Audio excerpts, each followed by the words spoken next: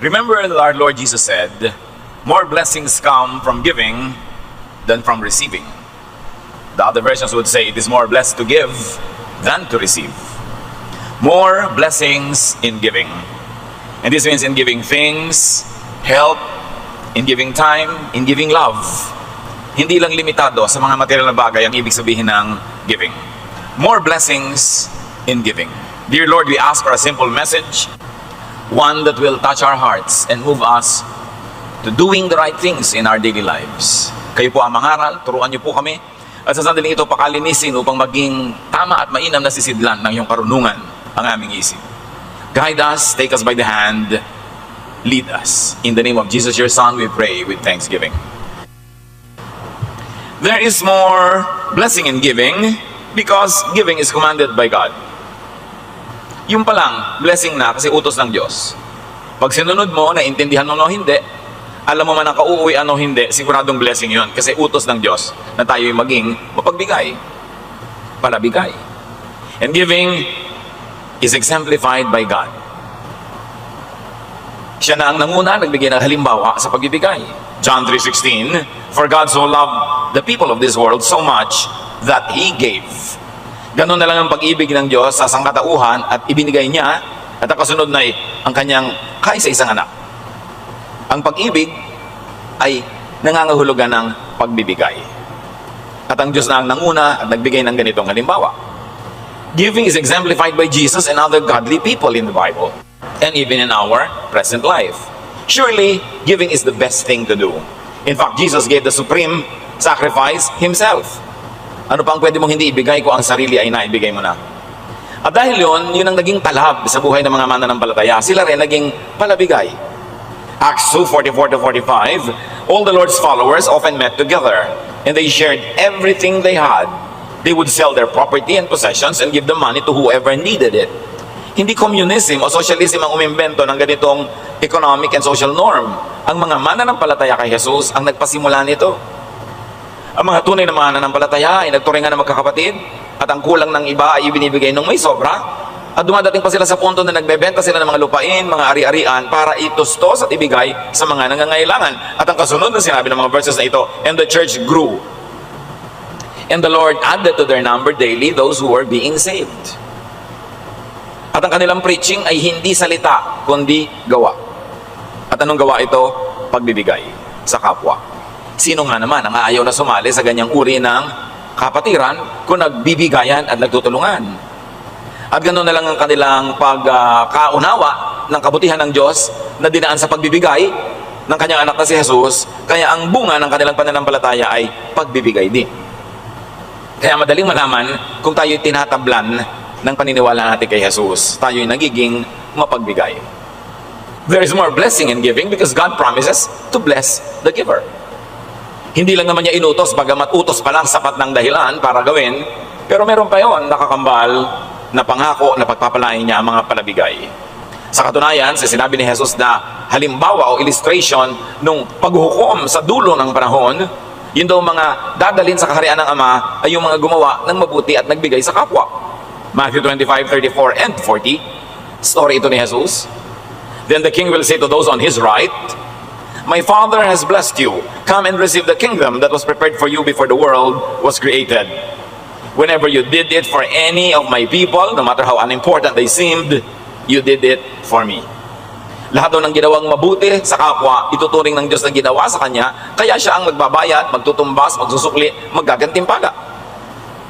At sa Proverbs 11:24, sometimes you can become rich by being generous or poor by being greedy.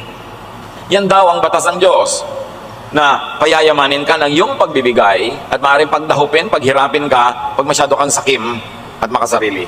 Baligtad, you keep that which you give away and you lose what you selfishly try to keep. There is more blessing in giving because the more people give, the more they receive. That is the rule of God. Sigon sa iyong ibinibigay, based on what you give, is what you will receive from God. Luke 6:38, if you give to others, you will be given a full amount in return. It will be packed down, shaken together, and spilling over into your lap. The way you treat others is the way you will be treated. Although these verses are often used in reference to giving donation, to giving offerings and tithes and everything, the original and the first meaning of this is giving forgiveness. At kung paano ka daw nagpapatawad sa kapwa, ganun ka rin patatawarin ng Diyos. Kung kuripot ka sa pagbibigay ng patawad, kuripot din sa iyo ang Diyos. Kung masagana kang magpatawad sa kapwa, masagana rin ang pagpapatawad sa iyo ng Diyos. Ang panukat na ginagamit mo sa iba, ang siyang gagamitin sa iyo. So dapat talaga mapagpatawad tayo, mapagbigay. Dahil tayo'y maka-Diyos, at kung hindi ka naman talaga maka-Diyos, dahil lang matalino ka, magiging mapagbigay ka pa rin at mapagpatawad. Kasi kung ano ang ibinibigay mo sa kapwa, yun lang din ang ibibigay sa iyo ng Diyos. So the blessing and the forgiveness that you receive from God is limited only by your own giving of forgiveness and giving of love to others. Ikaw ang nagpapasya kung paano ka itatrato ng Diyos, yun ay kung paano mo tinatrato ang iyong kapwa. The more people give, the more they are protected from loss. Sasabihin ng iba, magbibigay pa ba ako? Kapos nga ako. Magbibigay ba ako? Kailangan ko ng puhunan. Magbibigay ba ako? Kailangan ko. Pero ipinangako sa Malakay 3:10-11, I am the Lord all-powerful, and I challenge you to put me to the test. Bring the entire 10% into the storehouse, so there will be food in my house. Then I will open the windows of heaven and flood you with blessing after blessing. I will also stop locusts from destroying your crops and keeping your vineyards from producing. Sabi niya, ako ang pinakamakapangyarihan sa lahat, di ba? At dahil sa kapangyarihan yan, batay sa kapangyarihan yan, ihahamon ko kayo. Subukan niyo ako. Sabi niya, at pag ginawa niyo yan, bubuksan ko ang bintana ng langit at pababakain sa inyo ang pagpapalang malad tsunami. Sabi niya, at higit pa riyan, pipigilan ko ang mga balang, ang mga insekto, ang mga salot, ang mga peste sa pagsira sa inyong mga tanim. Ibig sabihin kung ikay palabigay at matapat, the Lord protects your livelihood from all kinds of threats. Ipagtatanggol ka niya sa magdanakaw, sa mga manggagancho, sa mga maninira, sa mga manunuba, sa lahat. Namin ganun. Subukan niyo ako. Nagpapasubok nga siya. There is more blessing in giving because the giver is in control. Masarap yung nagbibigay eh. Ikaw ang may control ng sitwasyon. You can give what, when, where, to whomever, however you like. And the giver can derive great pleasure from such giving. If our heart is in the right place, we derive great pleasure when we give. Masarap magbigay pag ang puso nasa tama ng lugar. Hindi sumasama ang loob mo. Lalo't ang binibigyan mo ay talagang karapat dapat bigyan. O nangangailangan talaga at hindi kayang tulungan ng sarili. Pagtulong mo noon, tumataas ang espiritu mo. It is a source of great pleasure to give. At kung hindi pa tayo nakakarating sa ganong state of spirituality, sanayin natin ating sarili. Kasi baka napakalaking ligaya ang nawawala sa atin, hindi natin nalalasap kasi hindi tayo nagbibigay ng buong puso at buo sa loob. Proverbs 19:6, everyone tries to be friends of those who can help them. So this is one of the perks of being helpful. Everybody's friendly with you. Sabi mo, kasi may pinapakinabang lang naman. Kasi naman hindi friendly kasi walang pinapakinabang, mabuti na ang friendly. Kahit dahil lang may pinapakinabang sa iyo. Marami kang kasama, marami kang kaibigan. Natural kasi pala tulong ka eh. Pero kay pala hingi, baligtarin mo, pala utang, iniiwasan ka na ng mga tao. Napakasakit naman sa damdamin yung alam mo iniiwasan ka, binabaliwala ka na lang. Kasi nga wala kang ginawa kundi manghingi o mangutang. Proverbs 17:8, a bribe works miracles like a magic charm that brings good luck. So, another form of giving, sabi nga nun, alam nyo, yung nagbibigay ng padulas, daig pa niya ng may virtud, daig pa niya ng may agimat. Doors open, things move, people help them pag marunong silang magregalo. A gift opens doors, oils the machinery. A gift helps in improving ease in doing business. And it is Proverbs 17:8 that said that. Alam nyo kung ano yung masamang bribe? Yung ginagamit sa court. Yung naglalagay ka sa mga justice, sa mga hukom, para yung masama palayain at yung mabuti ikulong. Yun ang masamang bribe. Lagi may nagtatanong, paano po yan? Pagka pinapamerienda po yung clerk, ang bilis-bilis kung lumakad ang papel ko. Di pa meriendahin mo, ano naman ang masama doon? Pinamerienda mo pala, lumakad yung papel mo. Ang masama, yung nagbibigay ka sa hukom na yung guilty kong kamag-anak, huwag mong pagiltihin ha.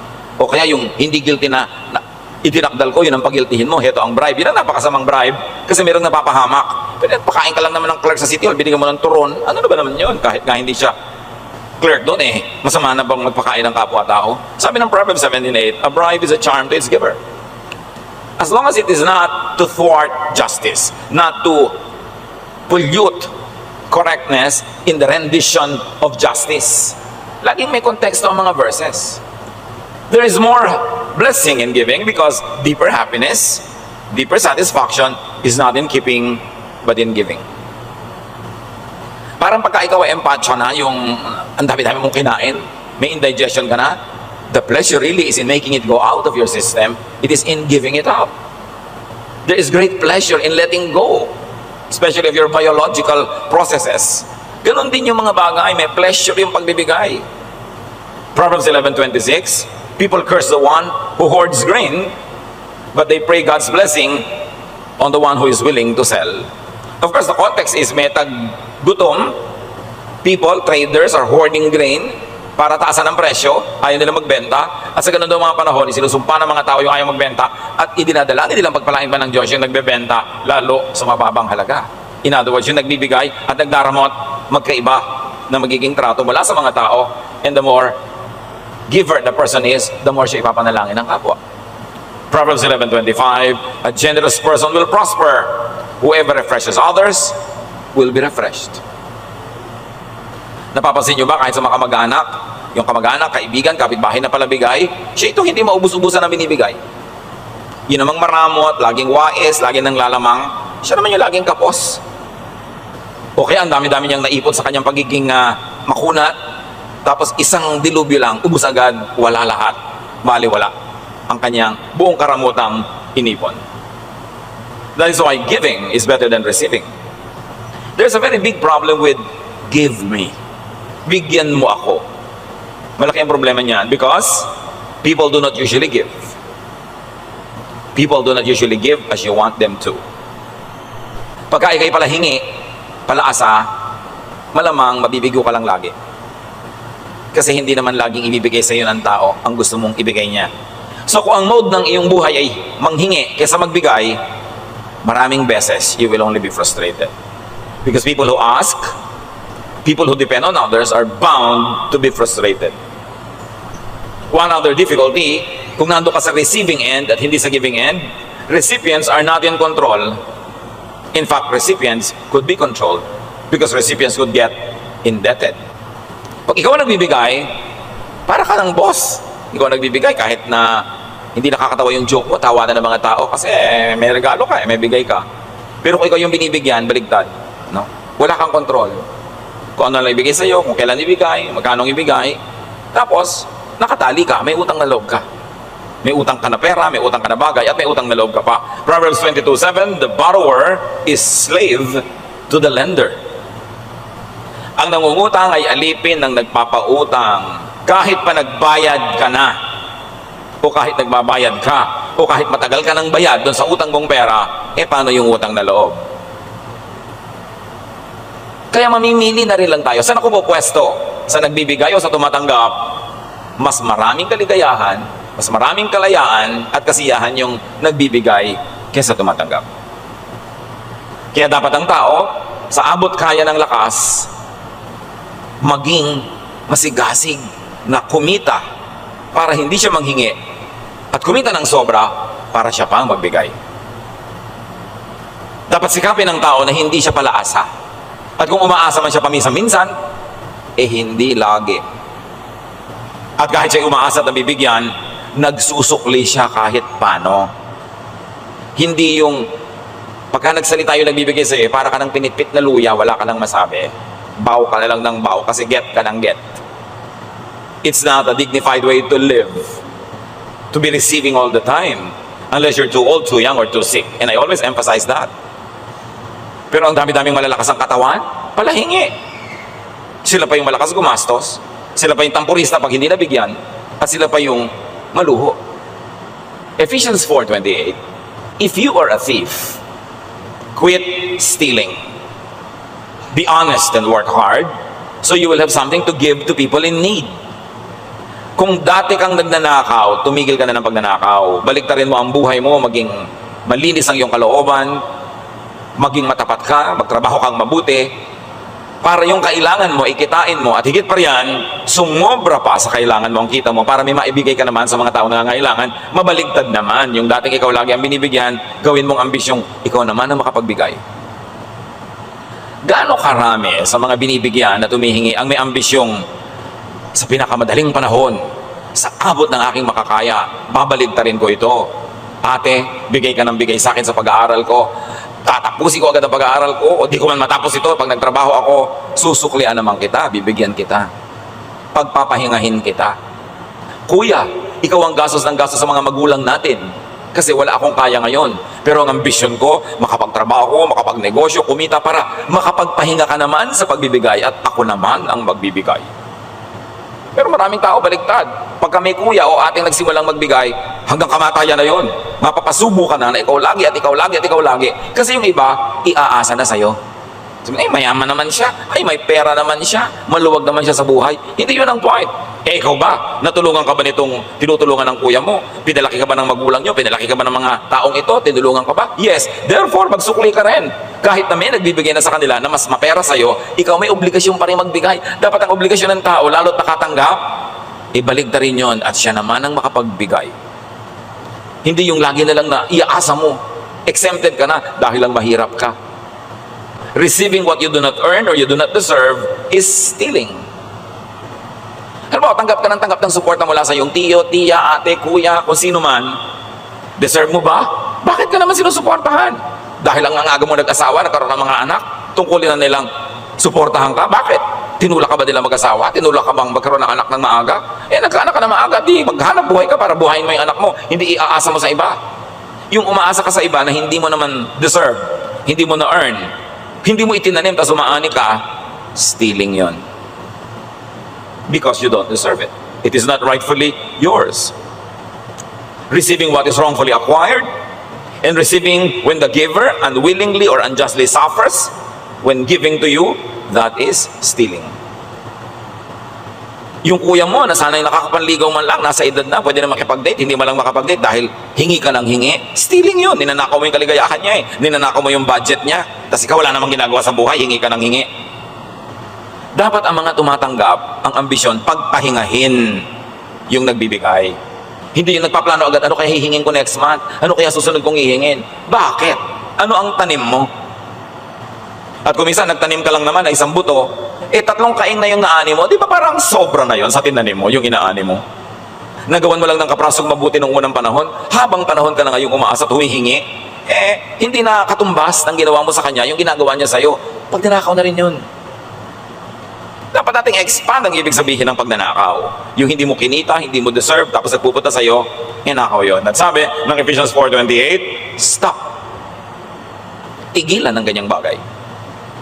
Ang kahanga-hanga, ang marapat, the ideal is to move from getting to giving. Baligtad rin. To move from asking to planting. May gastos ka next month, next year. Wala ka namang ginagawang trabaho, wala kang ini-invest, wala kang itinitinda o binibili at ininegosyo. Saan mo inaasahan kukuhanin yung panggastos mo? Hihingin mo? Na naman? Hindi yan ay tinuturo sa atin ng Diyos. Sabi nga ni Paul, if anyone does not work, he should not eat. So, ang sabi ng verses na binasa natin, stop stealing and asking and receiving. And be self-supporting, be self-sustaining. Make surplus income to be able to pay your debtor, to give to others, to reverse the poverty cycles that ruin your life. Baligtarin ang takbo ng buhay kung laging tumatagap lang. If you were needy, if you were not needy now but could become needy, position yourself in the path of blessing. Pag may parada, alam mo kung saan dadaan yung parada, doon ka na naghihintay, doon ka nakatayo. Ganon din ang pagpapala, may dinadaanan yun na ruta, dapat doon ka nakatayo para ka matamaan, maambunan ng grasya. Doon ka sa lugar na pwede kang umani. Saan lugar yon? Dito sa lugar na nagtatanim ka. Doon ka sa lugar na pwede kang tulungan, anong lugar yon? Yung tumutulong ka. Nagtatanim ka para mayanihin. Kasi ang hindi nagtanim, tas umaani, ang tawag doon, magnanakaw. Plant good. Plant goodwill. Kung minsan, wala ka talaga magawa, hindi panahon sa iyo na kumita ngayon, hindi uso sa iyo ang pera, hindi ka, kumbaga, dinadaanan ng maraming pagpapala ngayon, pero pwede ka maging matulungin, maging mabait, mag-assist ka sa kapwa. Gamitin mo ang lakas na natitira sa iyong katawan para makabuti sa kanya, gumawa ng mabuti sa kanya, paglingkuran siya, para naman kung bigyan ka, deserve mo naman kahit paano. O kaya, maisipan man lang niya tuloy na bigyan ka. Do good. Yung paggawa ng mabuti, magandang tanim yan. Hindi naman lahat ng pamumuhunan, pera ilalagay mo sa negosyo eh. Yung paggawa mo sa mabuti sa kapwa, puhunan din yun. Pwede din yun na magbunga. Give. And very importantly, do not ask needlessly. Huwag kang hihingi ng hindi mo talaga kailangan. Para kung dumating yung totoong kailangan at wala kang pangtustos, may mukha ka pang ipakita para manghingi. Hindi kayo maliit, malaking bagay, humihingi ka. Emergency at hindi emergency, humihingi ka. Pati pang party, pang forma, pang yabang, hinihingi mo pa. Pagdating ng panahon na naputol yung paa mo at kailangan niya ng karugtong na bibili na paa, kahit paa ng baka, pata, crispy pata, pag humingi ka naman sa kapwa mo, tulungan ka kasi hindi pa pagod at sawa sa paghingi mo. So in other words, huwag mong gamitin yung credit line mo in a very foolish way. Ireserba mo yung iyong goodwill. Do not ask needlessly, do not ask too much and too long. Makahalata ka na ilang buwan ka nang binibigyan, ilang taon ka nang binibigyan. Kailan titigil yon? Pag lang patay na yung nagbibigay sa'yo? Mag-isip. Hindi kung patuloy kang binibigyan, buong puso kang binibigyan, lalo sa mga Pilipino na kababayan natin. Minsan talagang ang sama na ng loob mo, wala ka na maibigay, hirap na hirap ka na, pero hindi mo pa rin pinapahalata, binibigay mo pa rin. Pero yung bang ganong kagandahang loob na nagbibigay, dapat nating pagsamantalahan. Hindi ko mo hindi kumikibo ay hindi nagdurusa. Hindi ko mo hindi kumikibo ay madali sa kanya ang ginagawa niya. Baka hindi lang talaga siya paladaing. So be kind to others. Especially be kind to your giver. And be kind to your potential giver. Bata ka pa. Ang sungit-sungit mo sa mga bata. Malakas ka pa, kayang-kaya mo masuportahan ang sarili mo. Pero hindi mo naiisip na dumating ang panahon na mabuhay ka na lang sa awa ng mga batang ito na sila na yung may edad at ikaw ay super tanda na, hindi mo naiisip na pwede mo sila maging potential givers. Hindi mo naiisip na yung kapitbahay, pwede mo maging potential giver. Kung wala kang kotse, wala kayong sasakyan, malayo kayo sa sibilisasyon, tapos madaling araw, naghihingalo ka, madala ka man lang sa ospital dahil meron siyang sasakyan. Hindi mo siya kailangan ngayon, ibig sabihin, hindi mo na siya kakailanganin kahit kailan. Kaya napakalaking kahangalan na makipag-away sa kapitbahay. Makipag-away sa mga nasa paligid. Kasi pag bigla ka nanigas at nagpagulong-gulong dyan, yung nasa paligid mo dadampot sa'yo. Be kind to your potential givers and helpers. Proverbs 11:17, kindness is rewarded. It's a rule. If you're kind, you'll be rewarded. Hindi laging doon sa ginawan mo ng mabuti dadaan ang pagpapala sa'yo, kung minsan sa iba, pero babalik at babalik sa'yo ang inihagis mo sa langit. Kung ang inihagis mo ay kabutihan, kabutihan ang babalik sa'yo. Pag ang inihagis mo ay kasamaan, kasamaan ang babalik sa'yo. Kaya yung mga tao nagtataka, bakit kaya nagkakaganito yung buhay ko? Isipin mo kung anong inihagis mo ng araw sa langit. Kasi kung yan ang bumabalik, ibig sabihin, yan ang hinagis mo. Hindi naman pwede magkamali ang Diyos, yung hinagis mo sa iba tumama. God is just. Galatians 6:7, you will harvest what you plant. Especially self-reliance and non-dependence. Pag sinanay mo ang sarili mong maghanap buhay, sinanay mo ang sarili mong magtiis kung wala, huwag manghingi na manghingi lagi, sinanay mo ang sarili mong maging productive and fruitful, babalik at babalik yan. Invest in yourself. Train yourself to be fruitful para hindi ka humihingi, ikaw pang nagbibigay. 2 Corinthians 9:6, remember this saying, a few seeds make a small harvest, but a lot of seeds make a big harvest. Konti ang tanim, konti ang ani. Maraming tanim, maraming ani. Invest in, give to many ventures. Give to many potential helpers and givers. Ecclesiastes 11:1-2. Be generous and someday you will be rewarded. Share what you have with 7 or 8 others because you never know when disaster may strike. Sabi ganun. Maging palabigay ka at magagantimpalaan ka pagdating ng araw. Magbigay ka sa 7, 8 iba-ibang tao kasi hindi mo alam kung sino dyan ang magsusukli, kung sino dyan ang magbabalik sa'yo. So don't put all of your eggs in just one basket. Don't be kind and nice to just one person. Paano kung pagdating ng araw, selfish pala siya? O nagkaroon siya ng asawang selfish, edi wala ka na. O ang bait-bait niya, bigla siyang nadaganan ng natutumbang puno ng kamatsile. natusok siya ng tinik ng kamadchile at na-infect siya at bigla siyang namatay, hindi wala na, kaisa-isa lang yung minahal mo, namatay na, wala na. Kaya sabi, damihan mo. Be kind to many. Ganon din yung negosyo. Huwag lang isa. Diversify a little bit. Para pag hindi uso yung isa, hindi kumikita, may isa ka pang pwedeng asahan. Don't put all of your eggs in one basket. At huwag kang kung may isang ginawang tama ay tama na. Dapat sige ka pa ng sige. Kasi hindi natin alam kung alin sa mga project natin ang makiklik. Ecclesiastes 11:6, plant your seeds early in the morning and keep working in the field until dark. Who knows? Your work might pay off and your seeds might produce, or whether both will do equally well. So, ganun, may ginagawa ka ng ganito, may ginagawa ka pang iba. Hindi isa lang. Para pag inabot ng dilubyo yung ginagawa mong isa, may isa ka pang pwedeng sandalan at asahan. And remember, in the context of our topic, giving is actually investing. Kaya mga maramot hindi nagbibigay, ang totoo, hindi sila namumuhunan, so huwag silang umasa ng tubo. Huwag silang umasa ng harvest kasi hindi sila nagtanim. But beyond just investing, give for enjoyment. Isang sikretong balong ng kaligayahan ang pagbibigay basta't galing sa puso. At hindi masama na sa paggawa mo ng mabuti sa kapwa ay umaasa kang gagawa ka niya ng mabuti. Normal lang yon. Hindi masama sa isang magulang na ibigay ang lahat-lahat sa kanyang mga anak at inaasahan niyang pagdating naman ng araw ay ibigay ng mga anak niya ang lahat-lahat sa kanyang katandaan. Hindi masama yon. That's the law of life. 1 Corinthians 9:10, whoever plows and threshes should be able to do so in the hope of sharing in the harvest. Sino man daw ang nagbubungkal ng lupa, nag-aani, dapat ginagawa niya yun dahil umaasa siya na meron siyang parte sa ani. Hindi siya bungkal ng bungkal, tanim ng tanim, hirap ng hirap, tapos wala naman pala siyang mapapala. So hindi masamang mag-isip na may mapapala ako sa ginagawa kong mabuti. Normal lang yun, that's the law of nature. Plant to harvest, and it's not wrong to expect to harvest if you planted. Ikaw na tinaniman ng mabuti, ginawa ng mabuti, ang masama ay kung di ka magsukli, di ka magbalik, di ka magbigay. 2 Timothy 2:6, and farmers who work hard are the first to eat what grows in that field. Yung naghihirap sa'yo, yun ang dapat unang makinabang kung ikaw ay mabunga na. Nagtaguyod sa'yo, nagmahal sa'yo, nag-alaga sa'yo, tumulong sa'yo, nagpahiram sa'yo, nagpautang sa'yo, yun ang dapat makinabang pag ikaw mabunga na. Huwag mo dapat kinakalimutan yun na parang walang nangyari.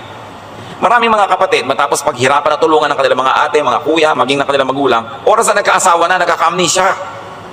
Wala nang alam na gawa ng mabuti kundi asawa niya. At kung nagkaanak yung anak niya, nakalimutan na yung magulang, nakalimutan na yung mga tiyo, mga tiya, nakalimutan na yung ate at kuya. Kasi ang mundo niya umikot na lang sa kanyang asawa at anak. No! Gawan mo ng mabuti ang iyong asawa at anak, pero huwag mong limutin ang lahat ng tumulong sa'yo. Kailangan kasama sila sa ani kasi sila ay nagtanim. Kaya masama naman yung asawa ka ngayon, sinosolo mo na lang itong asawa mo, sinosolo mo kita niya, hindi lalayo mo sa mga kamag-anak. Bakit? Ikaw ba nagpakalaki dyan? Ikaw ba nagpaaral dyan sa napangasawa mo? Hindi naman. Tapos gusto mo, ikaw na lang aani? Tanim mo ba yan?